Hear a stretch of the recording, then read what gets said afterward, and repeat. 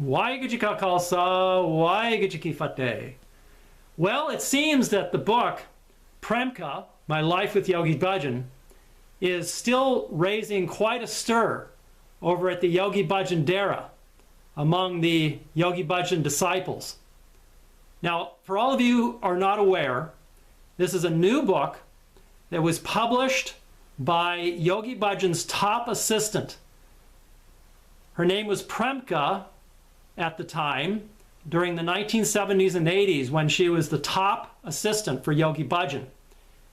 And her name is Pamela Dyson now. She's the publisher and author of the book.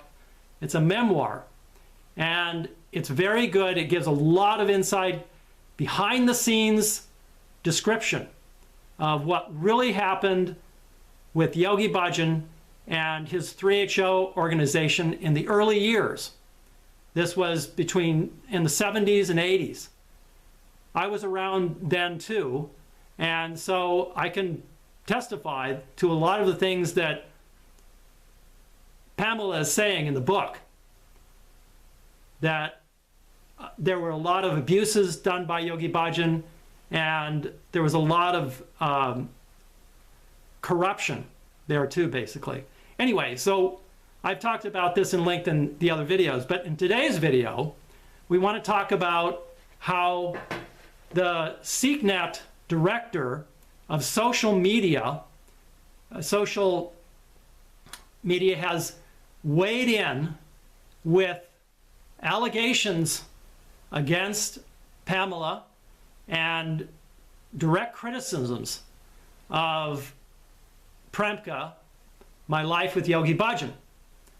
So this SikhNet director is Harijot Singh Khalsa, and he just made a comment this morning on one of the Yogi Bhajan longtime disciples' Facebook page. Her name is Ong Kaar Khalsa. So let's look at Harijot's comments and some of the other comments from some of the other Yogi Bhajan cult disciples, and let's see if they're legitimate criticisms. I was really interested to read them. So Harijot starts out and says, speaking of Pamela, her narrative is objectively questionable. She publicly claims that she was in a cult run by an abusive cult leader, and that this became clear to her when she left said cult. This is Harijot Singh. I've known him for quite a while, and he's blocked me a long time ago on Facebook. So he's a young man, I believe maybe in his 30s, and he's one of the also top philosophical writers over there at SikhNet. In my opinion, he's a little bit naive and immature, but let's look at his comments. What she doesn't say, he's talking about Pamela again, is that she came back and begged for things to be how they were before, when she was the General Secretary, Queen Bee, he's got in parentheses. Her book also fails to mention that even after suing Yogi Bhajan, which Pamela did in the 80s, that cult leader gave her an executive job, and he has that all in capitals and exclamation marks. And I'll put screenshots of all these comments at the end of this video so you can see all of them and see for yourself what he's saying. So then he says, now it doesn't take a Sherlock to ask some basic questions. If she left an abusive cult and its maniacal leader with newfound mental clarity and self-confidence, why would she come back? Secondly, if it was such an abusive cult, why did said leader, keeping distance from her, still give her a good job with his organizations after she sued him? Watson, what kind of maniacal cult leader gives great grace and favors to their legal opponents? Her book also neglects an important historic detail. The lawsuits she helped put against YB, Yogi Bhajan, were funded by political opponents of his who sent checks to all his secretaries. There was a financial incentive on her side. So let's take this apart piece by piece. First of all, I was there in the 1989 period when Pamela came to Espanola, and I never witnessed her saying anything about that she was apologizing or asking for forgiveness or begging, as Harijot says, beg for things to be how they were. She was a Secretary General. I never saw any of that.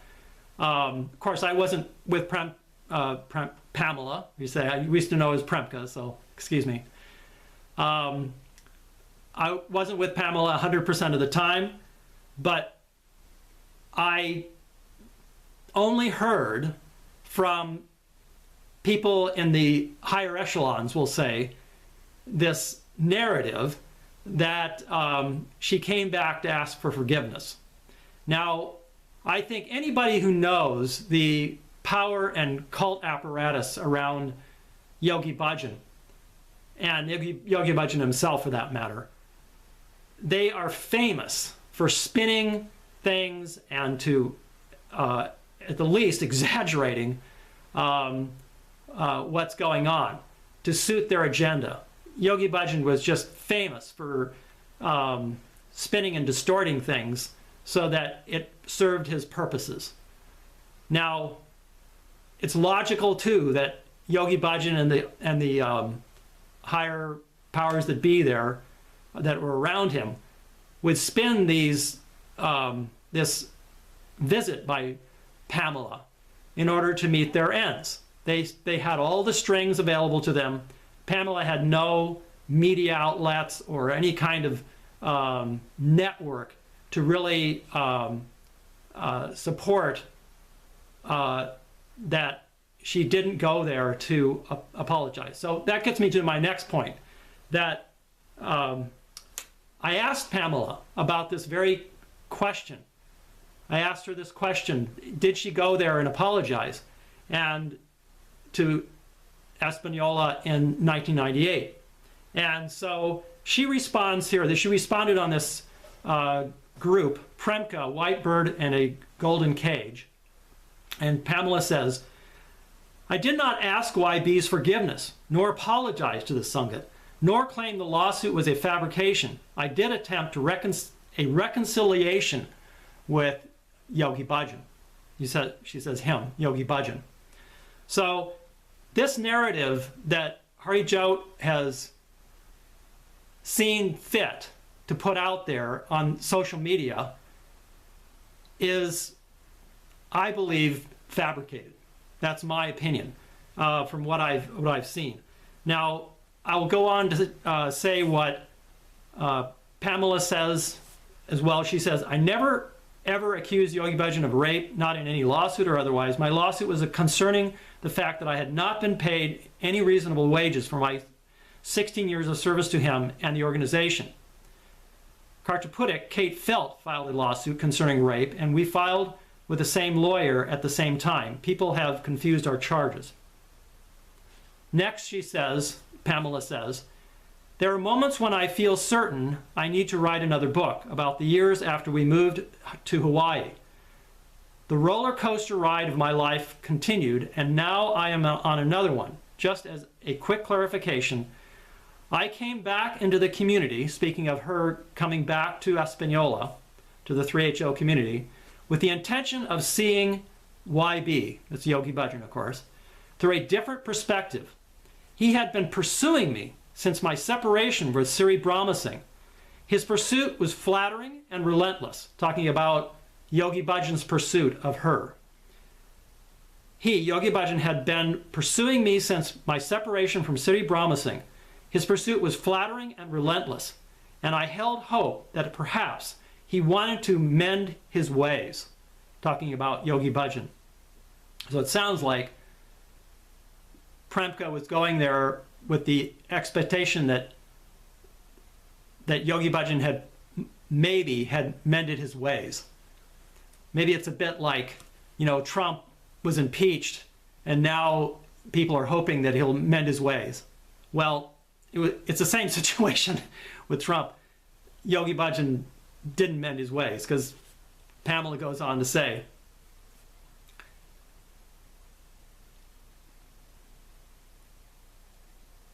I held hope that perhaps he wanted to mend his ways, be truthful and open. In the end, it was clear that this was not the case. He, Yogi Bhajan, was only more entrenched in his power over the lives of the people around him.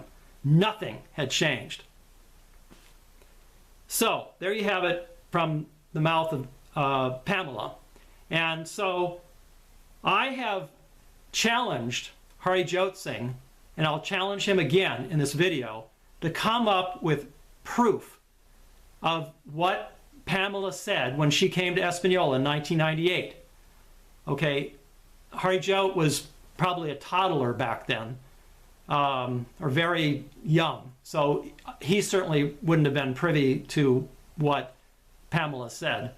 And so I would like to hear from Harijot how he knows that, as he says, Pamela came back and begged for things to be the way they are. I'd like to see the proof of that.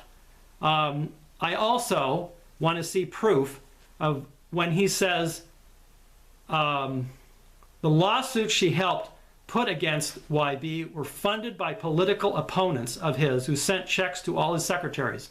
I want to see proof of that, Harijot Singh, because I have never seen anything like that. No proof at all. This sounds to me like it's just spin in order to discredit Pamela and to prop up Yogi Bhajan's abuse of his students and his frauds and lies. So let's go to some of the other, one more thing I should mention is that on this same Facebook group page, Premka, A White Bird in a Golden Cage, there's a very good discussion going on, and I invite anyone who is interested in this to come join that group. I'll put the link to it in the description of this video. So a John Lamenzo has also commented there, and he says, as for the claims that Premka apologized, that is patently false. And the way the organization spins things to their agenda. Yes, I was with Pamela in the 90s as her friend, and I know the deep work she has done to bring reconciliation to everybody involved, starting with YB, Yogi Bhajan. And it says, feel free to contact me. So, this is another person who is corroborating Pamela's account of what happened there in 1998. Now, there have been other Yogi Bhajan disciples who have put this same narrative forward, that Pamela recanted her accusations against Yogi Bhajan, that he abused her, and so I want to share those posts with people as well. And they're all at the end of this video. And Ong Kaar, who's the top writer at SikhNet, has also alleged that Pamela came to Espanola in 1998 and begged for forgiveness and apologized. So her comments are here as well, and you can see them at the end of this video. So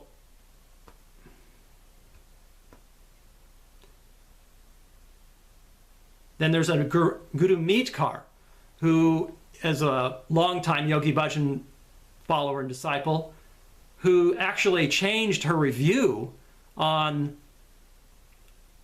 Amazon about the book. The first review she gave was fairly positive. This was back about 10 days ago. She just simply says, confirmation. I got confirmation of what I previously believed after reading this. Premka is the one who could have prevented the lawsuits, etc. Then, interestingly, she changes her review I think it was just a day or so ago. And it says, and accuses Pamela.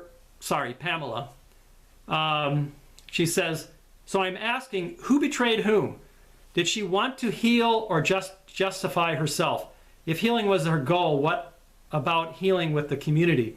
After failing to do her job, publishing this story is like hurling another betrayal with large swaths of truth sacrificed.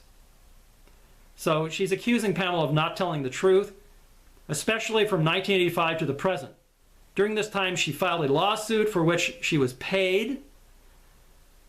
I'd like to see proof of that. I don't think she was paid, but I'll wait for the proof from them. I know she received a settlement in the end, but that's not the same as being paid. But I have to say, too, this was the narrative that was put forward when I was in 3HL, that Premka, left with a married man, that she betrayed Yogi Bhajan, that she was telling all these lies, and she was being paid by Punjabis to put forth this slander against Yogi Bhajan. So I'm very familiar with this narrative, and now that I've done diligent research, talked to many of these parties involved in that, I talked to Pamela's attorney and thought back more about my experiences with Yogi Bhajan. The fact that Yogi Bhajan would not go to the depositions during the lawsuit, I have direct knowledge of that, direct personal knowledge that he would not go to those depositions. I was on security in Los Angeles for Yogi Bhajan during the time of the lawsuits. And he would not go, and he always would get dismissal permission from his doctors that he could not attend these depositions. Excuses from his doctors, that's the way I should put it. And these were doctors who were part of his organization, so they had a vested interest in protecting Yogi Bhajan. And so as the attorney, this, remember his name right now, it escapes me. Anyway, I talked to him, he's in Pittsburgh, Pennsylvania, as I recall. Anyway, so I talked to this attorney, and he told me, as he put it, Yogi Bhajan was trying to avoid the bright lights, as he said. And he said they depoted him many times, but they kept making motions after motions and tried to delay it as long as possible. And they literally, Yogi Bhajan's lawyers drained the resources of Pamela and the people that were supporting her. It was costing hundreds of thousands of dollars. And anybody who's been involved in a lawsuit knows that if somebody wants to put motion after motion after motion, that is very costly. And so Pamela and her attorneys could not afford that, basically. Anyway, so getting back to this fact that I acknowledged that Yogi Bhajan could have attended those depositions and he was in good health. I was on security. Every day we would go to lunch at places like La Scala and Beverly Hills. This was the time of the lawsuits. We would go shopping in Beverly Hills for jewelry. Yogi Bhajan would hang out with his buddies there at the jewelry shop. This Harijot Singh, who was his right-hand man, was with him all the time. And I tell you, I can tell you so many stories. In fact, I've written a book too. And not that I'm trying to sell my book, but if you like, it's available on Amazon as well. It's called Confessions of American Sikh. And I tell about all my stories with Yogi Bhajan as well. I think it would be interesting to you after you've read Pamela's book. But getting back to this point about how Yogi Bhajan could have attended these depositions, it was really clear that Yogi Bhajan was just trying to avoid telling the truth. And so that tells me now, after I really back then, that Yogi Bhajan was really a fraud. He didn't want to stand up and admit the fact that he abused his students, that he took advantage of them for power, money, and sex. That's basically what it amounts to. So read Pamela's book. I really encourage people to enter into discussion about this. If anybody out there has knowledge about what I'm talking about, please come to this group, Premka, White Bird in a Golden Cage, and it's a private group, so you'll need to ask for an invitation, and I'll be happy to admit you or ask the administrator to admit you.